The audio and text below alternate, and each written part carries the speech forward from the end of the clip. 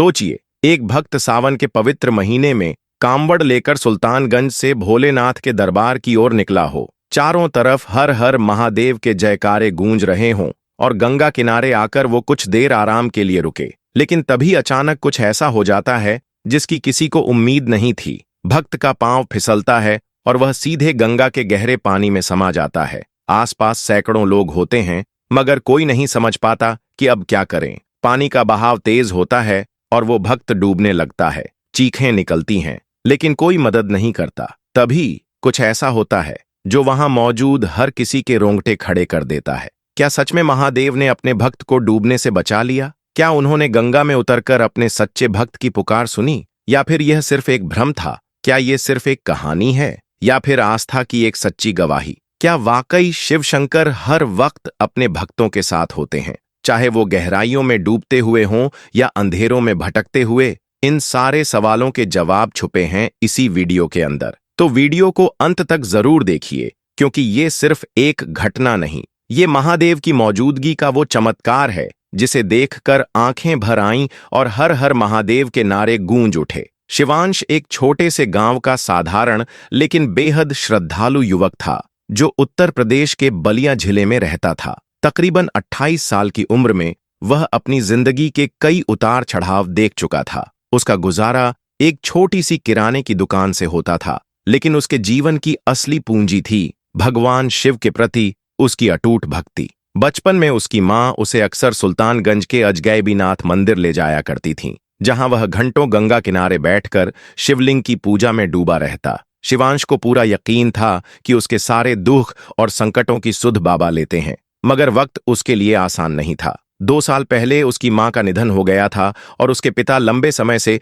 बीमारी से जूझ रहे थे। इन हालातों में उसकी शादी भी टूट गई। लेकिन इन तमाम दुखों के बीच एक चीज जो नहीं टूटी, वो थी उसकी आस्था। हर साल की तरह इस बार सावन 2025 में भी शिवांश ने कांवड़ यात्रा का संकल्प लिया, लेकिन इस बार कुछ अलग था। उसने डाक बम बनने का व्रत लिया, यानी 105 किलोमीटर की यात्रा केवल 24 घंटे में पूरी करनी थी। अपने गांव के मंदिर में विधिवत पूजा करके वह अपने 2 घनिष्ठ मित्रों समर और देवांश के साथ सुल्तानगंज की ओर रवाना हो गया। समर जहां मजाकिया और हर हाल में मुस्कुराने वाला लड़का था, वहीं देवांश थोड़ा शांत स्वभाव का था, लेकिन उसकी आस्था भी गहरी और मजबूत थी। तीनों दोस्तों ने तय किया था कि वे इस बार पूरी यात्रा साथ साथ पूरी करेंगे। सुल्तानगंज पहुंचते ही माहौल भक्तिभाव से भरा हुआ था। बोल बम के नारों से गूंजता हर कोना और गंगा किनारे हजारों कांवड़िए गंगाजल भरने के लिए पंक्तियों में खड़े थे।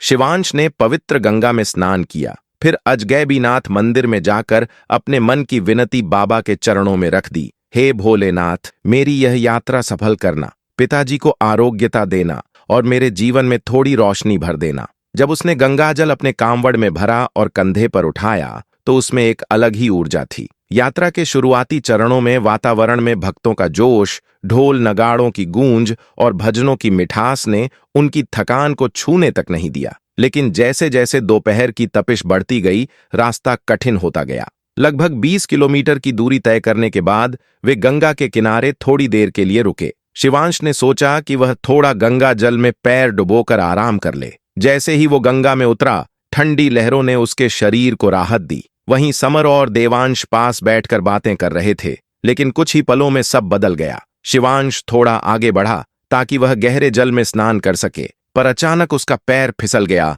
और वह तेज धार में बहने लगा। गंगा का प्रवाह उस दिन सामान्य से कहीं ज्यादा तेज था और उसने खुद को संभालने की लाख कोशिश की, पर असफल रहा। उसने जोर से पुकारा, बचाओ, लेकिन वहां मौजूद सभी लोगों को जैसे कुछ समझ ही नहीं आया। यह घटना उस समय की है जब शिवांश, समर और देवांश ने मिलकर सावन 2025 की डाक बम यात्रा शुरू की थी। सब कुछ सामान्य चल रहा था, लेकिन एक मोड़ पर ऐसा कुछ हुआ जिसे देखकर सभी दंग रह गए। गंगा के तेज प्रवाह में जब शिवांश स्नान के लिए उतरा, तब अचानक उसका पैर फिसल गया और वह धारा में बहने लगा। उसने चिल्लाकर कहा, समर, देवांश, मदद करो, लेकिन गंगा के शोर और लोगों की भीड़ के बीच उसकी आवाज खो गई। समर और देवांश जब तक कुछ समझ पाते, शिवांश बहकर काफी दूर जा चुका था। लोगों के बीच अफरा तफरी मच गई। कोई कुछ समझ नहीं पा रहा था कि क्या किया जाए। कुछ ने कहा, कोई डूब रहा है, लेकिन कोई आगे नहीं बढ़ा,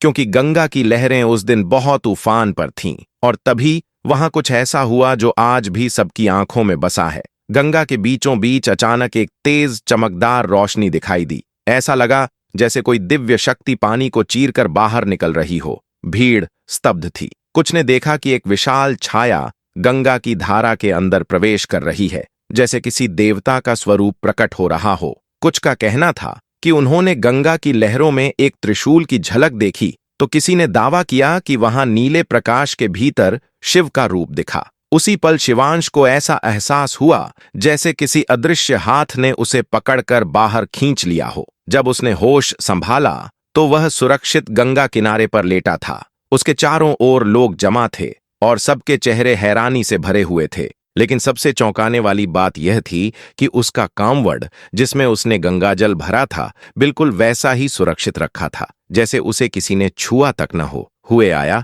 देवांश उसके पीछे पीछे। समर ने पूछा, तू कैसे बच गया यार? शिवांश ने कांपती आवाज में कहा, मुझे नहीं पता, बस एक तेज रोशनी दिखी और ऐसा लगा जैसे किसी ने मुझे अपनी गोद में उठा लिया हो। शायद बाबा खुद थे। वह चमत्कारी घटना कुछ ही समय में सारे सुल्तानगंज में फैल गई। एक बुजुर्ग कांवड़िया ने कहा, यह साधारण बात नहीं है बेटा, बाबा अजगैबीनाथ अपने सच्चे भक्तों की हर पुकार सुनते हैं। ये उसी का सबूत है। किसी ने दावा किया कि उसने त्रिशूल को गंगा से बाहर आते देखा, तो किसी ने शिव का तेजस्वी रूप गंगा के ऊपर नीले प्रकाश में देखा। उस दिन के बाद शिवांश पूरी श्रद्धा और संकल्प के साथ अपनी यात्रा पर फिर निकला, इस बार पहले से ज्यादा आत्मविश्वास के साथ। समर, देवांश उसके साथ थे और उन्होंने 105 किलोमीटर की दूरी को तय कर बाबा वैद्यनाथ के दरबार में पहुंचकर जल अर्पित किया। जब शिवांश बाबा के सामने बैठा तो उसकी आंखों से आंसू बह रहे थे।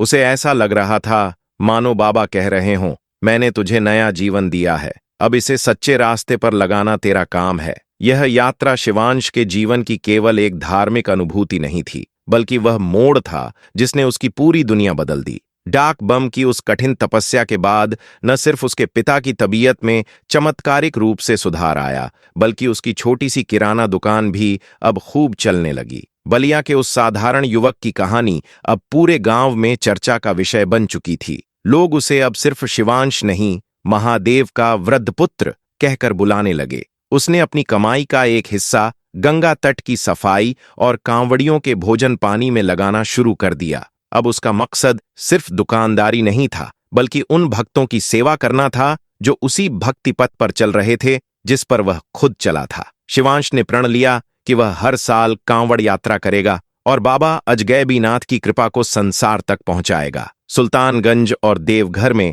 उसकी कथा अब एक प्रेरणा बन चुकी थी। अगले साल यात्रा शुरू होने से पहले ही लोगों ने शिवांश से मिलने की इच्छा जतानी शुरू कर दी। कई युवा लड़के जो जीवन की दिशाहीनता में भटक रहे थे, अब उसके शब्दों से मार्गदर्शन लेने आने लगे। वह उन्हें एक बात जरूर कहता, भक्ति सिर्फ बोलने से नहीं, जीने से सिद्ध होती है। लेकिन इस पूरी यात्रा का सार केवल बाहरी सफलता में नहीं था। यह कथा उस गूढ़ सच्चाई की गवाह बनी कि सच्ची पुकार चाहे कितनी भी गहराइयों से निकले, भोलेनाथ तक जरूर पहुंचती है। शिवांश का अनुभव यही दर्शाता है। उस सावन में जो घटा वह किसी आम कथा जैसा नहीं था। लाखों भक्तों की भीड़ में शिवांश, वह युवा जिसने भोले को सच्चे मन से पुकारा था, मौत के मुहाने से लौट आया। न कोई कैमरा, न कोई सबूत, सिर्फ लोगों की आंखों में बसे वो दृश्य, गंगा में बहता एक कांवड़िया, एक अद्भुत रोशनी और फिर किनारे पर जीवित शिवांश। क्या वो कोई देवदूत था? क्या वो खुद महादेव थे? लोगों ने कहा, जो भी था वो इस धरती का नहीं था। आज शिवांश की कथा सिर्फ एक अनुभव नहीं, लाखों श्रद्धालुओं की उम्मीद बन चुकी है। हर साल जब कोई नया भक्त कांवड़ उठाता है तो वह यही सोचता है, अगर मेरी भक्ति सच्ची होगी तो मेरे भोलेनाथ मेरे साथ जरूर चलेंगे। और यही शिवांश की कहानी की सबसे बड़ी सीख है, सच्ची आस्था कभी खाली नहीं जाती। अगर आपको ये कथा दिल से छू गई हो तो लाइक करें, शेयर करें ताकि ये चमत्कार औरों तक पहुंचे, और सब्सक्राइब करें हमारे चैनल को ऐसी ही भक्ति से भरी कहानियों के लिए। बेल आइकन दबाना न भूलें। हर हर महादेव, जय बाबा वैद्यनाथ।